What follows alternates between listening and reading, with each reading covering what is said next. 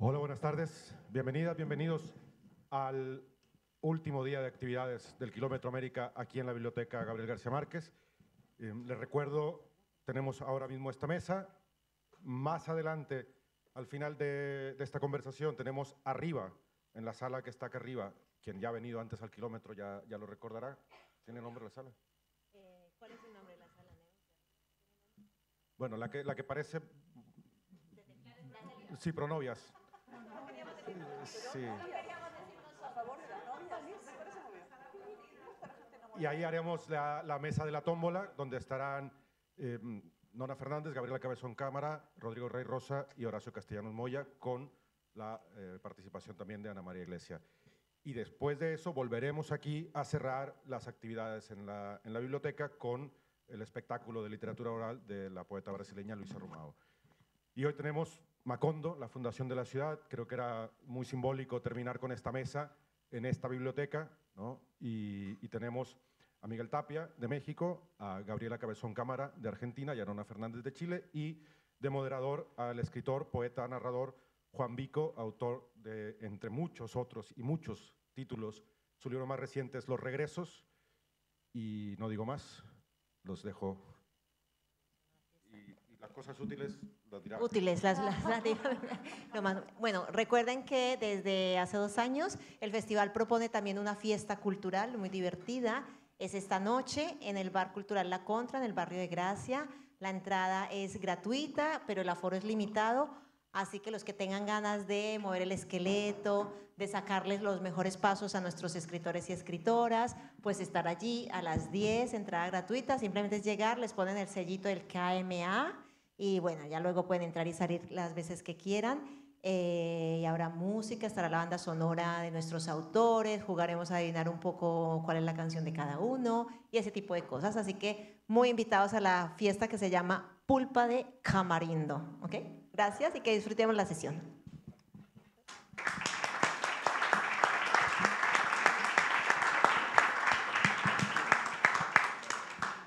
Hola, buenas tardes. Muchas gracias, Eduardo, por la invitación y por el trabajazo. Y a las amigas de Casa América Cataluña y a Bibliotecas de Barcelona. Voy a hacer primero una brevísima presentación de las autoras, del autor que nos acompaña, algo muy breve, unas pinceladas. Nos acompaña Miguel Tapia, escritor mexicano, doctor en literatura hispanoamericana y profesor en la Universidad Pagués-Cretel.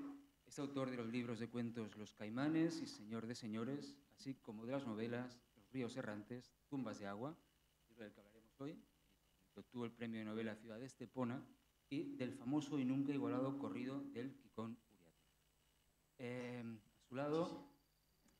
A su lado, Gabriela Cabezón Cámara, escritora argentina, traducida a más de una decena de idiomas. Entre sus publicaciones encontramos las novelas La Virgen Cabeza, recién reeditada, por cierto, Romance de la Negra Rubia, Las aventuras de la China Iron y Las niñas del Arangel. Sopla un poco esto. Acércalo un poco. Acércalo un poco. Acerco más. Si lo acerco más se cobrará más, ¿no? ¿No? Bien cerca. Como un rapero. Y Las niñas del Arangel, su última obra con la que ha ganado premios como el Ciudad de Barcelona, el Premio Sor Juana Inés de la Cruz y el Fundación Filba Medife.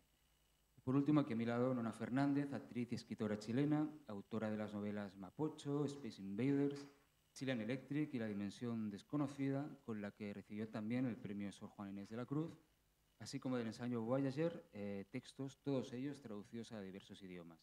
Es parte de la compañía teatral La Pieza Oscura, en cuyas producciones participa como actriz y dramaturga. Bien, yo había pensado proponeros una serie de cuestiones, de posibles puntos en común entre vuestras respectivas obras, ¿de acuerdo? Para que simplemente tiréis del hilo y, por supuesto, sentíos absolutamente libres de hacer las derivas que os apetezcan, ¿de acuerdo? Y bueno, comenzaremos por la idea que nos sirve un poco de excusa a la charla de hoy, que es la fundación, ¿no? La fundación de la ciudad.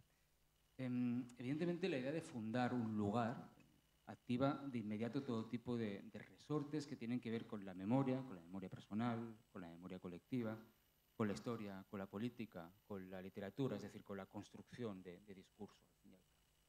La etimología de fundar, de hecho, hace referencia a los fundamentos, a plantar raíces en un terreno. Me gustaría que comenzásemos reparando en este concepto. concepto de enraizar, la relación entre la vida, el cuerpo, el lenguaje y el espacio físico. En varios de vuestros libros he creído o he querido percibir un trabajo con el cuestionamiento de lo que significa enraizarse en un lugar.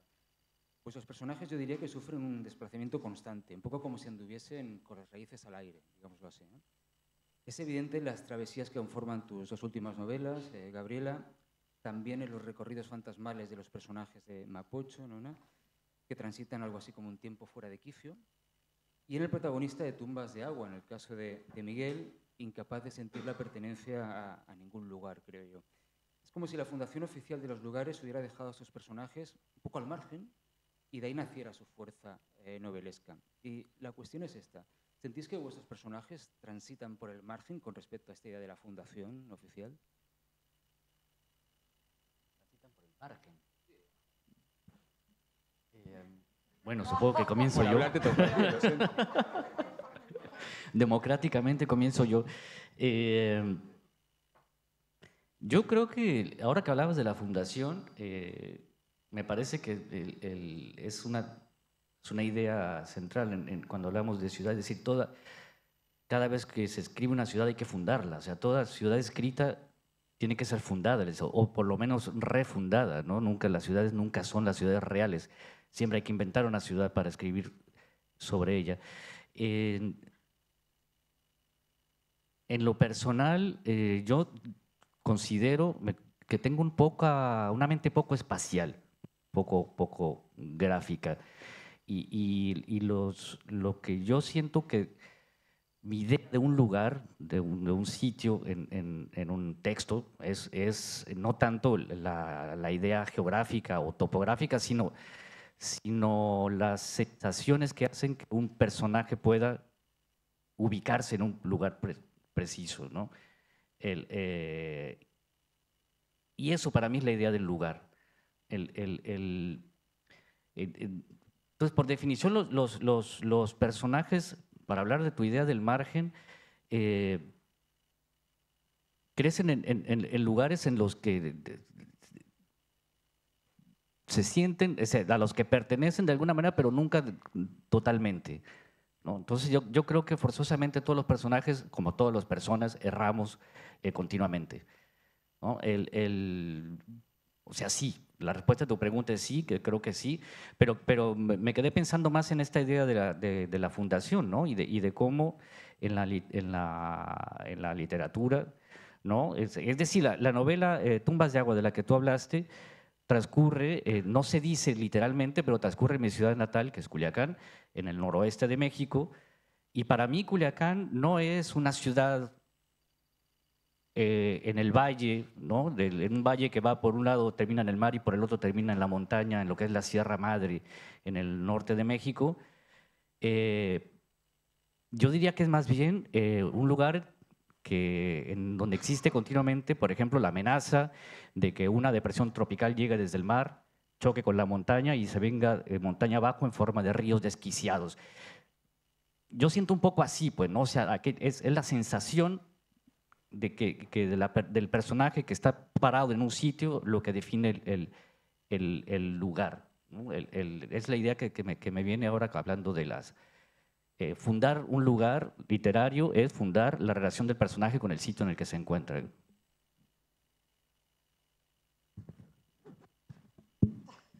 Bueno, hola. Gracias a todos por estar acá, en vez de estar, por ejemplo, en la playa, que debe estar hermoso.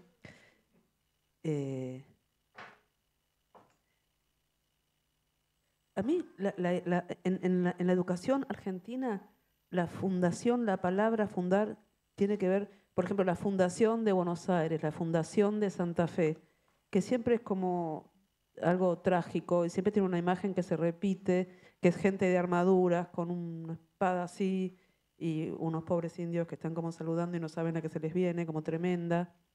Es como una imagen dura. Y creo que más allá de la fundación, voy a usar un neologismo. A mí me interesa la fugación, la fuga. Mis personajes se fugan. Es gente que deja de tener raíces y busca armar otra comunidad. Y me gusta pensar en eso. Es como una obsesión, ¿no? Todos tenemos obsesiones en la vida, 1, 2, 3. No sé si alguien tiene más, porque lo propio de la obsesión es que tiene que ser poca. Tenés 25 obsesiones, no son obsesiones, son otra cosa. Y me gusta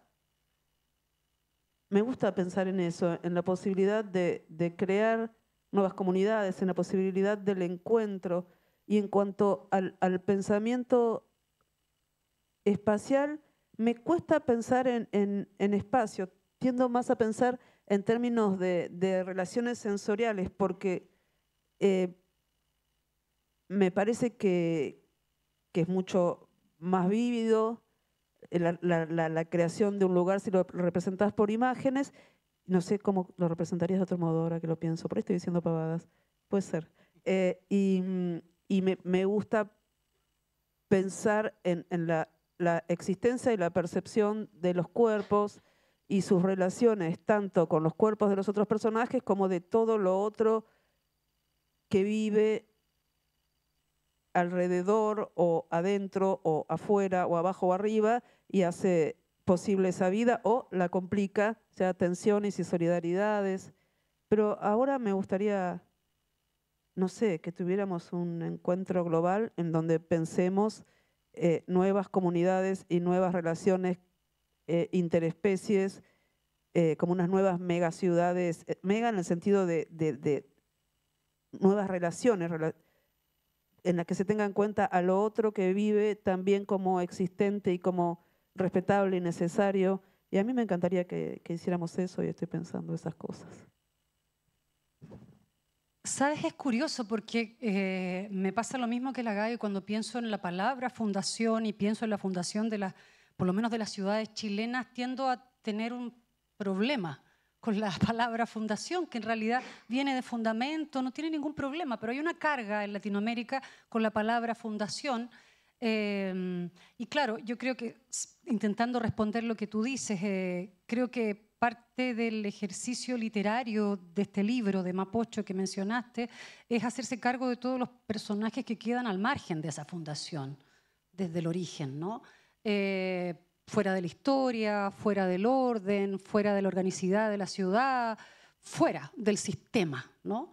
Y en concreto son personajes muy rulfianos que llegan a una ciudad que los expulsó de alguna manera hace mucho rato, vienen a intentar encontrar su ombligo, ¿cierto? Su origen a esta ciudad, y lo que encuentran sencillamente ellos son los únicos que ven todo aquello que la ciudad fundada no ve, que son todas las marginalidades de todo lo que quedó fuera de la historia, ¿no? Ellos ven, insisto, muy rulfiano, y ven todo aquello que se fue por el río, aquello que el río hospedó como basura en la ciudad, que son cadáveres de distintos momentos de la historia de la ciudad. Entonces, claro, mis personajes son muy marginales en ese sentido, sin conciencia de serlo, ¿no? Bueno, no quiero spoilear la historia, pero finalmente ellos comprenden que también son unos desadaptados y marginados, pero eso. Le he dicho una palabra que tenía que apuntar, te lo juro.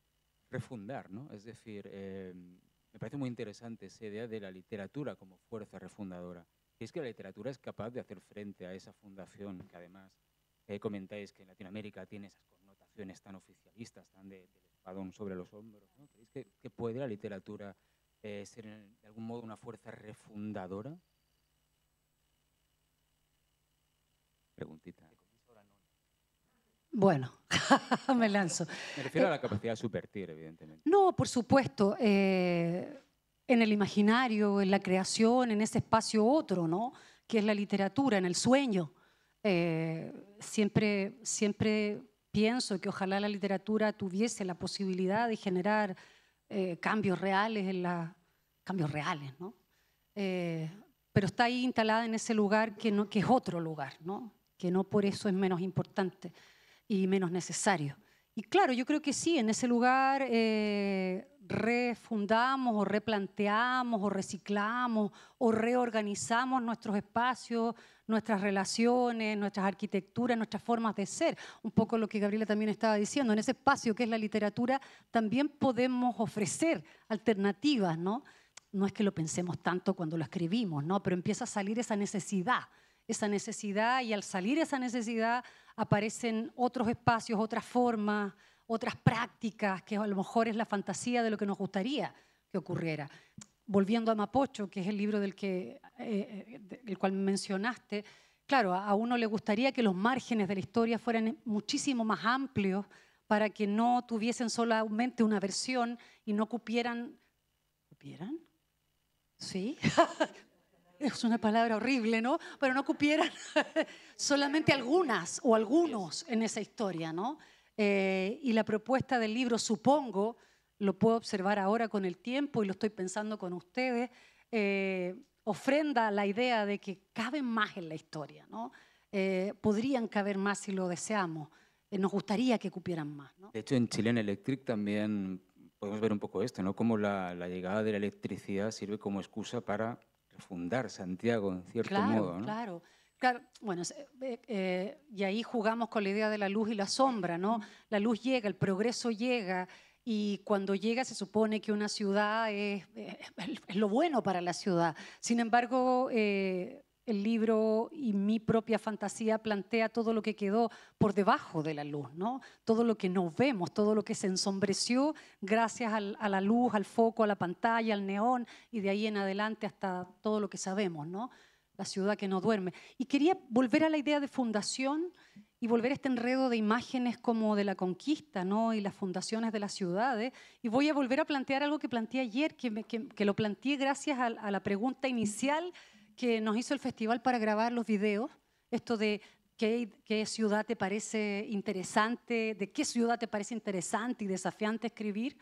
Y a mí me enseñaron en el colegio, cuando yo era pequeña, me enseñaron que la ciudad de Santiago de Chile era una ciudad que fue fundada por los españoles cuando llegaron en la ribera del río Mapocho, al lado del cerro Santa Lucía.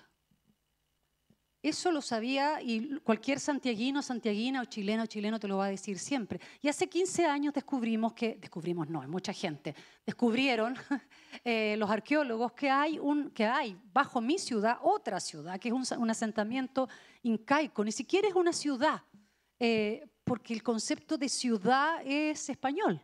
El asentamiento que existía ahí, que ahora está por debajo de Santiago, era bastante importante y tenía canales de regadío, bueno, hay artesanía que se ha encontrado, hay cerámica, hay incluso momias, y ahora estamos investigando y resulta que había una ciudad.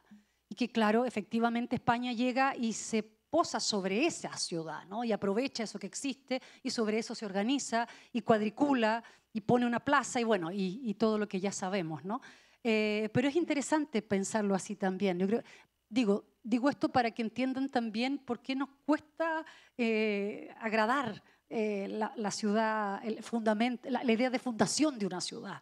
¿Por qué no nos remece de una manera extraña, muy visceral? No es raro. Es como que dice, ay, la fundación, ¿no? ¿Qué palabra más fea?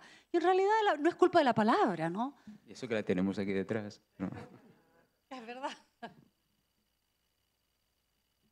Sí, Eso. hay una imagen horrible. Las de las fundaciones aparte eran como seriadas, tenían como un patrón y se repiten, son todas iguales y son muy estremecedoras porque hay una aparente armonía que no es tal, hay una imagen de encuentro las pelotas, y bueno, entonces es una imagen muy dura y nosotros la tenemos muy metida, nos la machacan desde muy niños. Y sí, es eso, con una mano la espada, con la otra la cruz. Creo que hay una frase para eso, lugar común. ¿Cómo era con la cruz? Y con el mazo dando. Bueno, ¿cómo era? ¿Alguien se acuerda?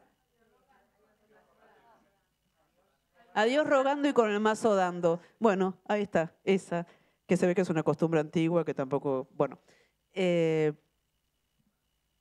yo, si la literatura puede refundar, es un montón. refundar. Ojalá. Pero hay algo de la literatura que yo creo que pasa, esto lo digo siempre, perdón los que ya me escucharon, pero lo creo de verdad, que pasa, hay algo del imaginario colectivo que nos atraviesa cuando escribimos y ahí aparecen imágenes diferentes, imágenes que seguro que a todos los que estamos acá nos han afectado, por eso estamos acá en vez de estar en la playa, que está divino, porque nos han cambiado la manera de estar en el mundo, nos ha ampliado la manera de formar el mundo, de pensar el mundo, y tiene que ver con imágenes que son de todos y que a mi criterio de golpe se cristalizan en la escritura que le está sucediendo a alguien, porque la escritura se hace, es como si se hiciera sola, se hace a sí misma. Trabajamos un montón, no estoy diciendo que acontezca como un milagro, pero hay algo de que te atraviesa algo colectivo y de ahí van apareciendo algunas imágenes que son novedosas, que proponen lo que estamos soñando. Yo creo que nosotros, los humanos, y también por momentos creo que la tierra misma, que la vida misma, y creo que es un poco como los sueños de otras culturas, de los pueblos amerindios, que ellos soñando pueden ser otro, pueden comunicarse con lo otro. Yo a veces pienso que a nosotros nos quedan estos espacios, la escritura, la lectura, el ejercicio del arte cuando dejas que te atraviese. Y bueno, si por ejemplo, en mis dos últimas novelas hay imágenes de estas, de otras comunidades, otras convivencias, pero a mí me parece que estamos proyectando esas imágenes colectivamente, que a lo que nos quieren imponer como idea de futuro, que es solo muerte y destrucción y unos búnkeres divinos en Nueva Zelanda para 10 personas horribles, hay una fuerza vital de la vida misma que está imaginando otras imágenes. Y bueno, sería genial que nos juntemos todos, hagamos política y la llevemos a alguna forma de realidad, ¿no? Sí, yo para responder a la pregunta directamente creo que sí, que la literatura tiene el poder de refundar. O sea, creo que si un poder tiene la literatura es justamente ese, ¿no? El de refundar, reinterpretar, releer, ¿no? Proponer una nueva lectura, todo en el plano de lo imaginario, o del imaginario, que es el terreno de la literatura, ¿no? Pero con esperanza, lo mencionaba ahora también Gabriela, ¿no? De que lo imaginario permee el imaginario colectivo y que a partir de ahí se pueda permear hacia la realidad, la vida más concreta, ¿no? Nuestra propia acción sobre nuestra vida cotidiana. Creo que esa es la fuerza de la literatura. Pero me quedé pensando también para volver un poco a los libros que mencionaste al inicio, en particular en Tumbas de Agua.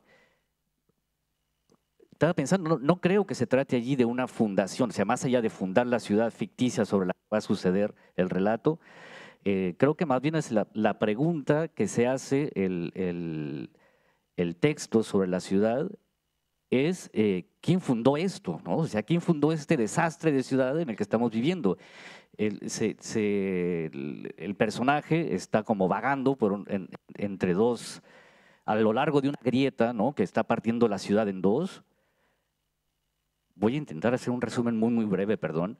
El personaje es un chico que limpia piscinas, que en México se le llaman albercas, es un alberquero, y entonces pasa el día yendo a las casas de los clientes que tienen piscinas.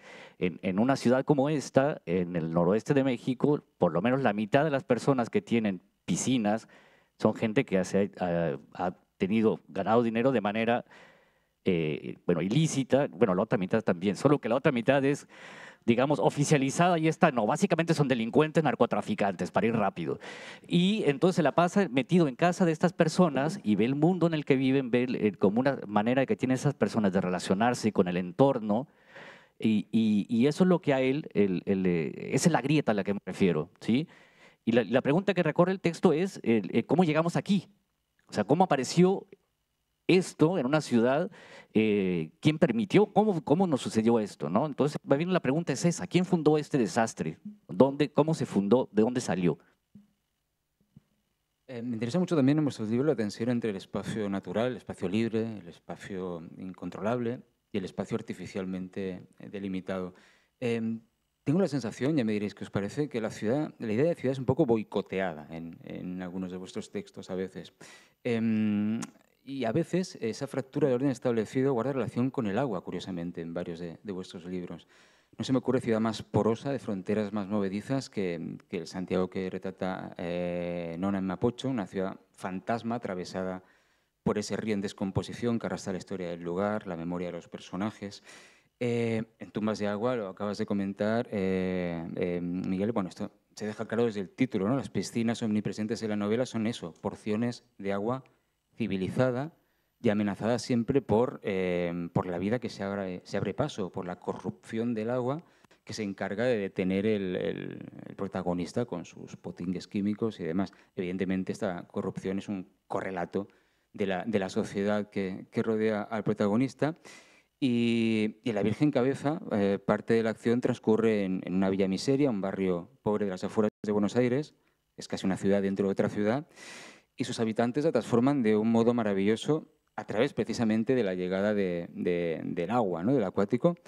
Bueno, ahora si queréis me comentáis esta cuestión curiosa, esta convergencia del agua, pero más allá de esto, la naturaleza diría yo que parece sobreponerse siempre a los pobres esfuerzos de las personas. Tumbas de agua acaba en un zoo, que es la domesticación de la naturaleza por antonomasia, además pues, con un aire un poco frustrante, no desvelo nada de la trama. Las niñas del Naranjel narran un proceso de comunión con la naturaleza que, a pesar de contener amenazas, acaba siendo un refugio también para su protagonista. Y en Mapocho está el pueblo mediterráneo, donde transcurre parte de la infancia de los protagonistas, que está claramente enfrentado a la ciudad de Santiago, que es pues eso, más urbana, nocturna, sombría. ¿La naturaleza es una Arcadia, algo así como una Arcadia para vuestros personajes?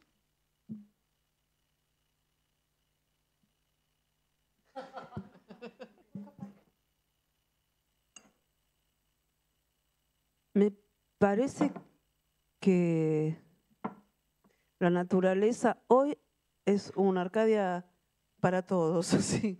Para mí, pero que esa amputación que la cultura occidental ha hecho sobre nosotros de recortarnos de la naturaleza como si fuéramos otra cosa, como si nuestra vida fuera posible prescindiendo del resto de las formas de la vida, sin tener en cuenta que, por ejemplo, si tenemos biosfera, es porque hay árboles y hay krill que hacen oxígeno, porque hay fotosíntesis. Y bueno, si existimos nosotros es porque tenemos 1 millón de bacterias adentro nuestro, que son otros seres, pero estamos colaborando, compartimos un camino. Entonces, eso está tan amenazado, está siendo tan acelerada, voraz y criminalmente atacado, que es difícil pensar en la naturaleza como se pensaba, por ejemplo, en la vorágine, ¿no? Esa cosa amenazante, tremenda. Hoy lo amenazante es el capital y su acción sobre la naturaleza, que es su acción sobre nosotros, ¿no? Sobre la mayor parte de nosotros. Entonces, que la naturaleza aparezca con imágenes un poco arcádicas es una especie de reconocimiento de que somos naturaleza, de que nuestra única posibilidad de vida es que la vida de lo demás que vive siga existiendo, porque es una red. Entonces, y porque nuestros estados y porque el capitalismo global está fundado sobre este extractivismo bestial, la naturaleza es aquello a defender, ¿no? Es aquello que necesitamos que siga existiendo y que está siendo amenazado junto con nuestra existencia. Entonces, sí, en muchos casos y en mis 2 últimas novelas, la naturaleza sí tiene esa esa característica y para mí también. Completamente de acuerdo, ¿no? O sea, es evidente, hemos construido una idea de civilización que se desarrolla en contra de la naturaleza, con la idea de que la naturaleza está ahí para que nos sirvamos de ella, ¿no? Lo cual es completamente insensato, aunque no tan insensato como la idea de que ahora, que hoy en día, que eso es evidente, sigamos actuando como si no pasara nada, ¿no? O sea, todo sigue el mismo rumbo, e incluso últimamente con más intensidad que antes. Así que sí, estoy de acuerdo, ¿no? En nuestra vida común es evidente, y en las novelas, supongo que en el caso de las compañeras también, aunque no he leído todo su trabajo, en mi caso sí, ¿no? Tú lo mencionaste, la idea del agua, esta idea de controlar el agua, tanto en la de las piscinas como la del río. Supongo que si el agua está tan presente también es porque vivimos en ciudades que son próximas al agua, los ríos, ¿no? En mi ciudad natal también es una ciudad donde hay 3 ríos, en realidad son 2 ríos que se unen y forman un tercero, y la ciudad creció alrededor de ese cruce. Y pues su historia está marcada por continuas inundaciones, ¿no? Entonces la idea también eso de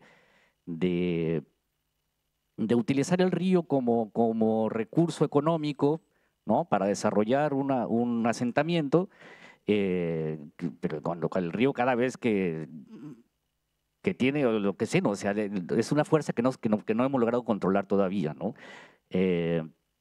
Entonces la naturaleza que rodea a los humanos está allí, y les demuestra continuamente que su postura ante ella está equivocada. Pero también la naturaleza humana, ¿no? Es decir, los humanos nos equivocamos incluso acerca de nuestra propia naturaleza, y ese es el dilema que explora la relación del personaje con su entorno, ¿no? Claro que sí, o sea, sin duda que sí. En el libro, volviendo al libro, ¿no? Y estando de acuerdo con lo que dicen mis compañeras acá, el hecho de que hay como 2 figuras de la naturaleza, una como un refugio, ¿no? Como un paraíso, un refugio que protege, en el cual podríamos fluir y vivir tranquilamente en cierto grado de inocencia si es que nos entregamos al flujo natural. Y por otro lado, también a mí me interesaba observar la naturaleza en un espacio como la ciudad de Santiago, que puede ser cualquier ciudad, cómo ha sido encerrada, ¿no? Cómo encerramos la naturaleza, cómo le ponemos límites a la naturaleza, y cómo la naturaleza, que no es inocente, como tampoco es inocente la literatura, comienza a salirse de madre, a fluir y a reclamar, ¿no? A mí la imagen del río Mapocho, que es el que cruza el libro y cruza la ciudad de Santiago, me gustaba justamente por eso, porque por lo menos el río del que yo escribí, que ya no existe porque la sequía ya lo tiene completamente seco, pero el río del que yo escribí era un río tremendamente rabioso, al cual iban siempre desde que la ciudad se fundó en adelante, siempre fueron a dar los muertos, los cadáveres, la basura, el desagüe de las casas, ¿no? Es un río que hasta el día de hoy lo poquito que hay es gris, morocho, cochino, feo, hediondo, muy feo, y cruza la ciudad. Sin embargo, toda esa mugre históricamente nunca la vemos. Cruzamos por los puentes que cruzan la ciudad y nosotros no vemos la mugre. Sin embargo, ese río del que yo escribí era un río que en los años 80, 90 e incluso al comienzo de los 2000 todavía se salía de madre por lo menos unas 3 veces al año y inundaba la ciudad con sus mojones, con su suciedad, con su inmundicia, como queriendo decir, perdónenme, aquí hay algo huele a podrido en el reino de Dinamarca, ¿no? Se entendía como un poco así. Esa rabia del río a mí me conquistó, siempre me conquistó, y fue, yo creo, el motor del libro completo, ¿no? De su manera, del lenguaje del libro, de la estructura del libro, de los personajes del libro. Eso fue a mí lo que me cautivó, esa sabiduría, ese poder y esa rabia.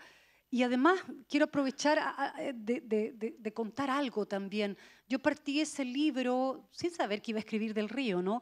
partí por una imagen que me llegó a los años 90, vi en una revista de oposición de los años 80, vi una fotografía de 2 cadáveres, 3 cadáveres, que estaban en la ribera del río, justo debajo de un puente que es un puente muy icónico en la ciudad de Santiago, un puente que todas siempre atravesamos para ir a Bellavista, que era un barrio en el que todos íbamos a festear, a irnos de fiesta, a tomar. Es como tener un cadáver en el patio de tu casa, ¿no? Siempre supimos que muchos cadáveres fueron a dar al río, pero yo nunca lo había visto. El poder de la imagen fue muy aterrador para mí. Y era joven, Mapocho es mi primera novela, y dije, yo voy a saber quiénes son esas 3 personas y voy a hacer un libro para contar quiénes son esas 3 personas.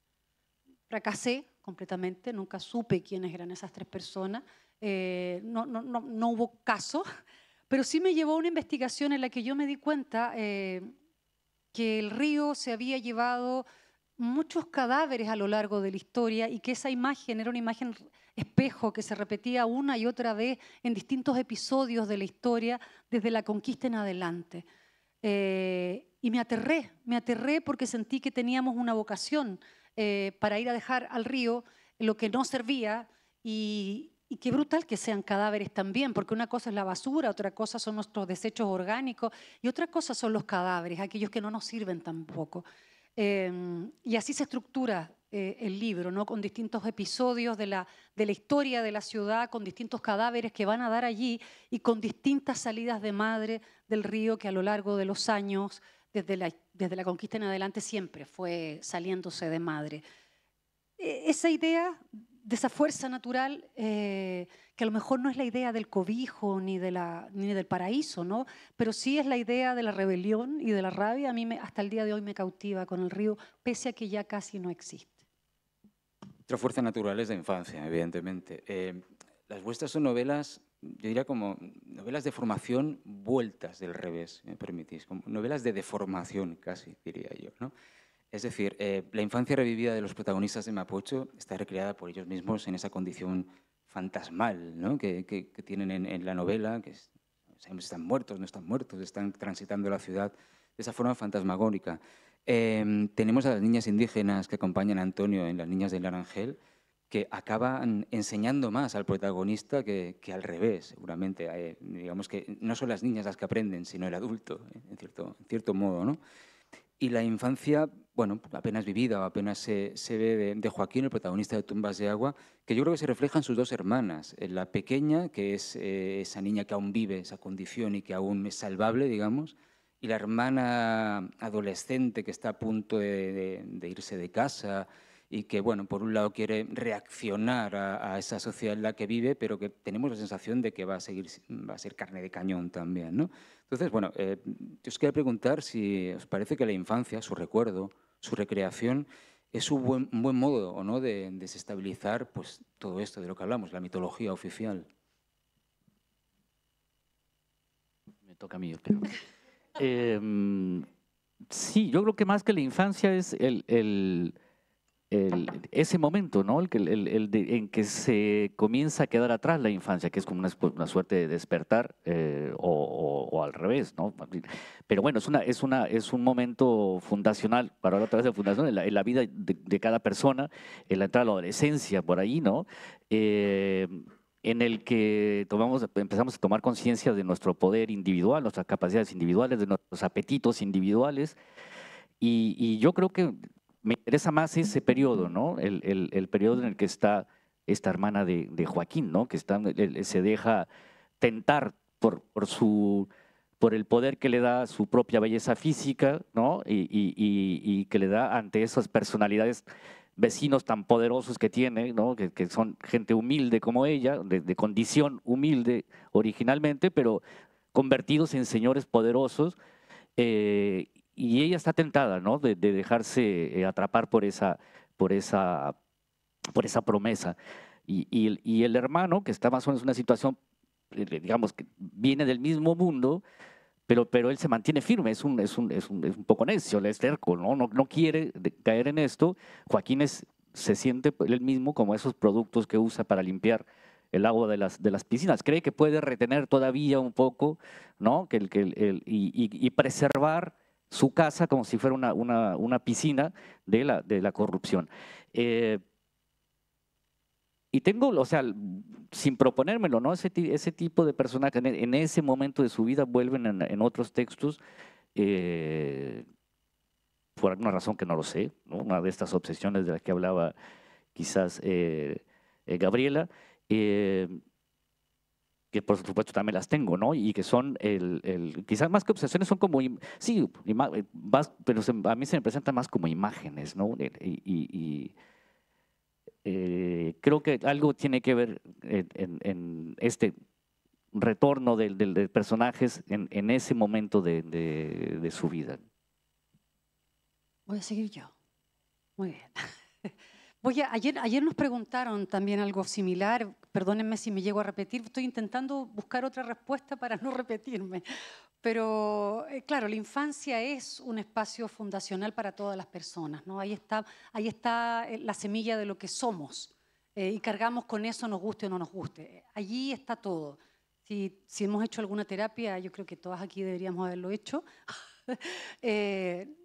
Volvemos ahí, ¿no? Lo primero que nos dicen, a ver, usted, cuando era chiquitita, qué pasó y qué sé yo. Revisamos la fundación de nuestras vidas, ¿no? Y en este libro, que claro, tengo a dos personajes que son adultos, pero son completamente ignorantes de la historia de la que vienen. Cuando llegan a Santiago, que vienen buscando su ombligo, la ciudad de Santiago como un ombligo, y quieren entender, ni siquiera quieren, se encuentran con una historia que desconocían. Claro, lo que vienen, y me gusta mucho la palabra que ocupaste, qué divertido que me guste esa palabra, no me gusta fundar, me gusta deformar, y vienen a deformarlo todo, ¿no? Había una historia oficial que era la que les habían contado, ellos habían crecido bajo esa historia, nunca la habían cuestionado, sin embargo ahora vuelven al país en el que nacieron y se encuentran con que nada es como lo creían, ¿no? Y tienen una gran anagnórisis, ¿no? Eso es lo que les ocurre al enfrentarse al espejo de la realidad, de esa realidad. Y claro, ahí todo se desmadra, como el río, todo se desmadra, los límites se acaban, nada es cuadrado, todo se va a la mierda literalmente porque el río contiene suciedad y la historia de ellos se ensucia completamente, ¿no? A mí me gusta esa palabra con la que insistís, que es desmadre, se desmadra. Y hablando de la infancia, pues como viene re fuerte, y me hace acordar a cuando era niña, me encantaba la historia en la que la gente de mi edad andaba suelta. Supongo que nos gustaban a todos, ¿no?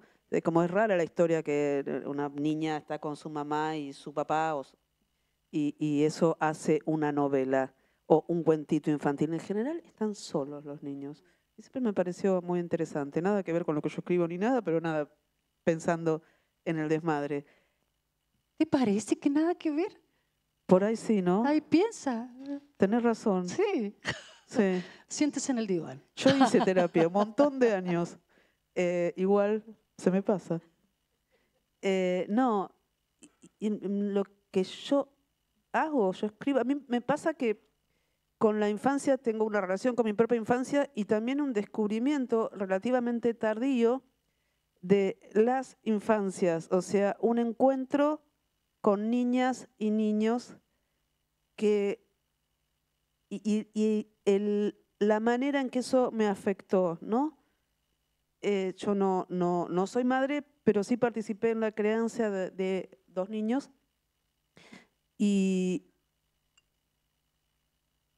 fue tan hermoso, ¿no? Siempre se piensa, o yo pensaba en las tareas de cuidado como algo muy pesado, que sin duda lo es, y sin duda lo es por cómo se distribuye ese trabajo, porque recae todo sobre las mujeres, bueno, etcétera, etcétera, ya lo sabemos y estamos tratando de transformarlo.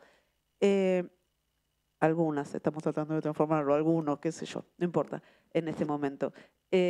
Pero la hermosura que es encontrarse con una niña, con un niño y estar a su lado y siendo afectados por esa ternura, por esa curiosidad y hablando de deformación, por esa no forma, por esos juegos, por ese ver la textura, el brillo de lo que hay, con esa curiosidad, con esa, no sé si con ese interés, todo tiene un relieve, nada fue aplastado bajo las formas en que nos enseñan y obligan a ver las cosas si no se nos ocurre verlas bien como nos enseñan, ¿no? Y ahí hay un relieve y hay una manera tan sencilla para el amor, ¿no? Vos a una nena, a un nene, lo querés, lo tratás bien, el nene está contento, te quiere, te trata bien, listo, se acabó, no hay mucha vuelta. Y eso me parece una hermosura.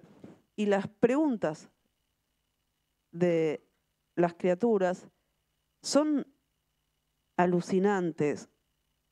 Era Sócrates, ¿no? El de por qué, y termina envenenado. Bueno, eso es un niño. ¿Por qué? Y la verdad no sabes.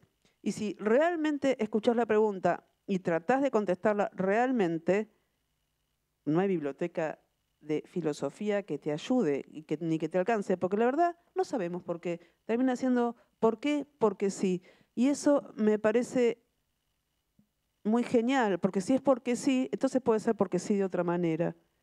Y entonces muchas veces la emergencia de la figura de las niñas, los niños, en la vida de una persona puede hacer que tu vida, que era porque sí así, sea de otra manera, y en la literatura un motor alucinante también para pensar, entonces puede ser de otra manera, y es un poco lo que pasa con las niñas de Naranjel, pero además ellas son medio, bueno, no voy a decir, pero medio chamanas, son de otra cultura, tienen una visión de mundo, una filosofía mucho más rica, más interesante y más vital que la nuestra es una cultura de muerte.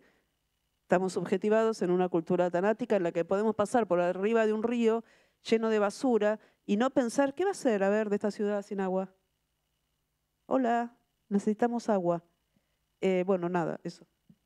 Tiene mucho viaje iniciático, de hecho, el tránsito del protagonista acompañado por las niñas en la selva. Claro, lo afecta. Y también algo, esto ya me estoy poniendo, parezco una terapista autoayuda, perdónenme, pero algo de brindar el cuidado te lleva a preguntarte por el que vos recibiste. Y alguno recibiste porque si no estarías muerta, muerto, muerte, yéndote por el río Mapocho rumbo al mar. Y te hace encontrarte con el amor. Me parece importantísimo. Nos dicen, no sé, que nos hacemos solos, ¿no? Es un poco el verso ahora de un montón de millonarios que se hacen solo con la plata de papá, que se hizo con el trabajo de miles de millones de personas. O sea, solo nada, pero no importa. Volviendo al amor, si estás viva es porque recibiste algo de amor, recibiste algo de cuidado y cuando te encontrás cuidando a una niña, a un niño, te encontrás con eso. Y me parece una cosa importantísima, ¿no? Para encontrarse. Bueno, creo que ya es ahora. Eduardo, vamos. ¿Da tiempo para alguna pregunta más? ¿Una? Bueno, rápido. Ayer me gustó mucho una cosa que salió en la mesa sobre los sentidos, los olores, ¿no? En alguna de las mesas de ayer se habló. Me he puesto a pensar, bueno, un poco este juego con respecto a vuestras novelas, ¿no? Y se me ha ocurrido cómo está representado lo táctil en vuestros libros, ¿no? Tengo la sensación de que en la novela de Miguel está como un poco prohibido, vedado, ¿no? El contacto del protagonista con ciertos personajes, por ejemplo, con esa chica que es su objeto de deseo. En tu caso, Nona, hay como una nostalgia de lo táctil en Mapocho, ¿no? Son personajes que viven en ese estado fantasmal, que todo es un recuerdo y todo está entre tinieblas, ¿no?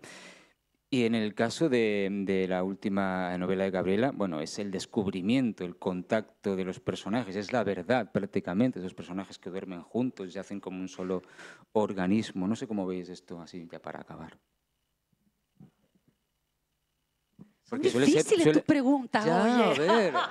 quedamos todos. También es porque suele ser un sentido poco, no de los más explotados en la literatura, que suele ser No, eminentemente sí. visual, sonora, Sí, pero lo sí. táctil suele estar un poco descuidado a veces en la Sí, literatura. y yo creo que también nos cuesta, o me cuesta verlo porque a uno le cuesta ver todo de lo que ha escrito. Pero claro, no he leído todavía el trabajo de Miguel, pero el de Gaby sí, claro, y Las niñas del Naranjal es una explosión de sentidos, ¿no? Es como, y lo táctil es muy, es todo táctil, y todo olor, y todo visualidad. Yo creo que en el caso, poniendo en contraste para poder entender lo que yo misma hice, lo mío es todo lo contrario, es como la ausencia de eso, ¿no? Es todo muy frío, fantasmagórico, el ansia, el recuerdo de algo, todo está empantanado en la bruma, claro, no sé si gélida es la palabra, creo que no es gélido, pero Neblinoso. neblinoso, sí, brumoso, ¿no? Fantasmal, sí, sí, exactamente. Espérate, ¿y la pregunta cuál era? Bueno, un poco la excusa para que Sí, los sí, sentidos sí, en las claro. novelas. Claro, eso. Yo creo que sí, yo iría más por ese lado, o sea, más que lo táctil es lo sensorial, ¿no? Creo que vuelvo a lo que decía al inicio, ¿no? Las sensaciones es lo que define la relación de personaje con el espacio, con el sitio en el que está, y que es el sitio que permite el acontecer de la historia. Las historias no suceden por sí mismas independientemente del sitio. O sea, el sitio, el lugar y la relación con los personajes es una más de las cosas que permiten que suceda la historia, son la historia, ¿no? Los lugares son narración, las ciudades son narración en la literatura. Y lo sensorial es indispensable. En el caso de la novela de Tumbas de Agua, creo que pasa por esa serie de sensaciones que definen la presencia de este personaje, que es pues, un chico humilde, que se quiere pues bueno y respetuoso, pero que trabaja en ambientes hostiles, ¿no? Y esa presencia, él entra a estas casas en donde el espacio, lo que él encuentra es una combinación de brillo y amenaza, ¿no? Incluida la chica esta de la que él está enamorado, que bueno, sin sorpresa se enterarán que es justamente la hija de un cliente. Y es eso, es esa atracción, ¿no? Ese efecto de atracción y amenaza al mismo tiempo. Y todo está pasando, todo eso él lo percibe también de manera corporal. Además tiene prohibido bañarse, evidentemente. Las Por piscinas, supuesto. el contacto está prohibido. Hay una carga, evidentemente, política también, ¿no? Es como el contrario del nadador de Shiver, ¿no? No puede meterse en ninguna de las piscinas. Y yo quería completar, porque fue tan rasca tan pobre mi respuesta. No, que pensaba, claro, en esta ausencia de posibilidad, porque, bueno, ya lo voy a decir, el personaje que se les va a olvidar mañana, el personaje que lleva la historia es un fantasma, ¿no? Por lo tanto, está muy... Para ella,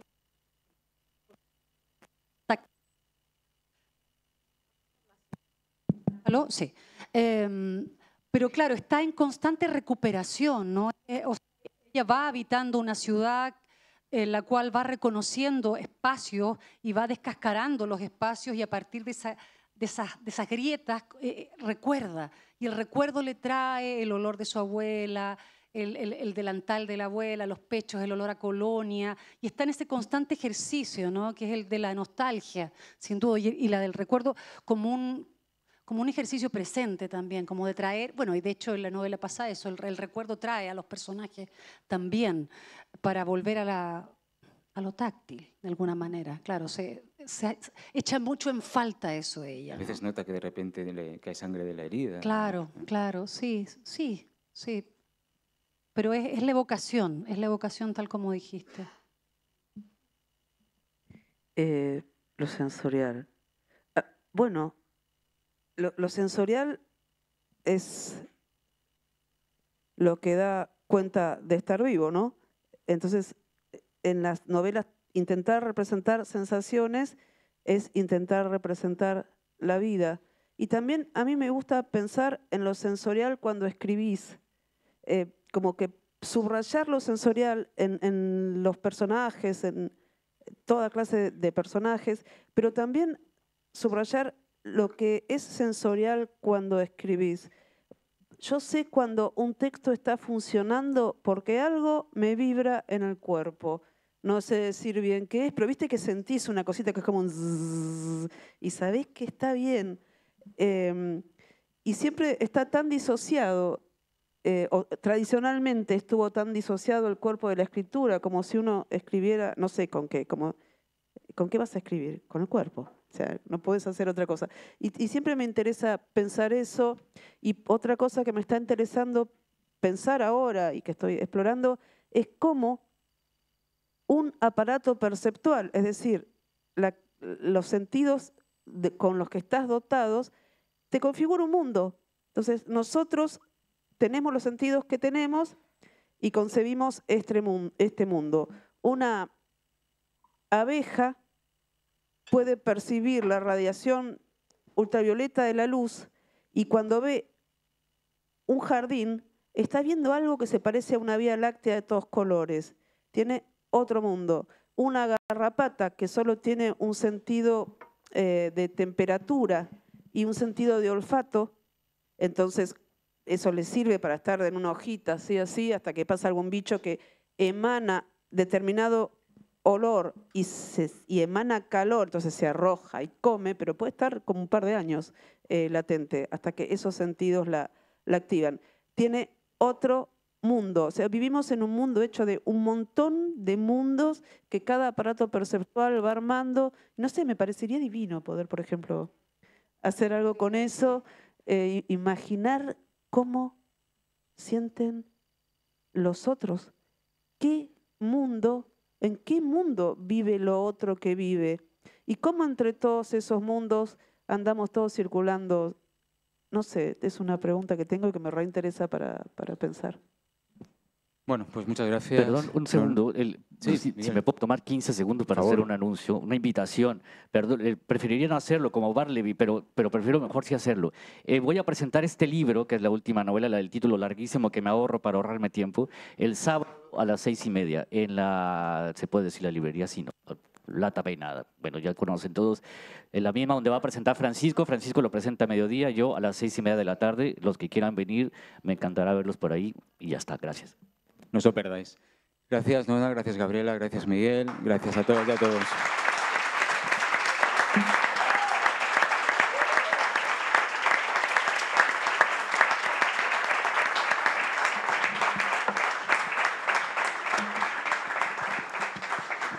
Muchísimas gracias.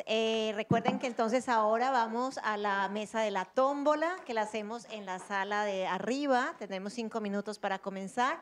Tenemos que dejar desocupado este salón porque hay que preparar para el espectáculo de literatura oral. Que no se lo pierdan a las 20 con Luisa Romao. Será un espectáculo bilingüe, portugués-castellano. Nos vemos arriba en la tómbola.